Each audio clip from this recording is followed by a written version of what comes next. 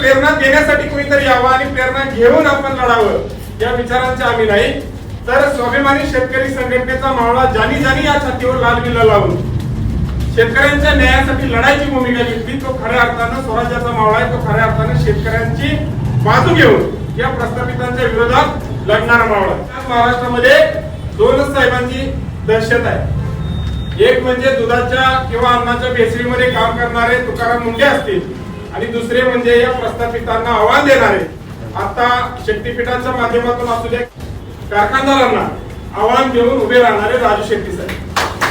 या ओठाने चुंबून घेईन हजार दाही माती, हजार मरण झेलून यावं इथल्या जन्मासाठी, असं या महाराष्ट्राच्या मातीचं वैशिष्ट्य आहे. आणि मग मला तुम्हाला नाना प्रश्न विचारायचा आहे. तुम्ही मगाशी बोलताना म्हणला की मी जरा अजून ताकदीने लढलो असतो पण माझा पोरगा अजून शिक्षण घेतो. खिंडीमध्ये बाजी प्रभू देशपांडे महाराजांना म्हणाले असते महाराज अडवले असती खिंड, पण थोडं पोरात शिक्षण अजून चाललंय, घरचं अजून काही व्यवस्थित नाही, तुम्ही आपलं कोणाला तरी इतरांना जबाबदारी द्या, असं जर मावळ्या इतिहासामध्ये म्हणलं असतं तर हे स्वराज्य उभं राहिलं असतं का, हा प्रश्न मी तुम्हाला विचारतो.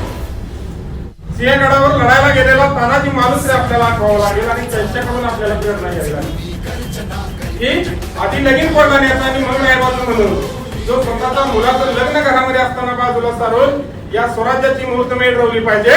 लाख मेले तरी चालतील पण लाखांचा पोशिंदा जगला पाहिजे, ही भूमिका घेऊन प्रत्येक मावळा त्या ठिकाणी इतिहासामध्ये लढत होता आणि म्हणूनच स्वराज्य उभं राहिला. आणि म्हणून तुम्ही आम्ही या व्यासपीठावर बसून इथं शेतकरी चळवळीच्या शेतकरी हिताच्या गप्पा करतो.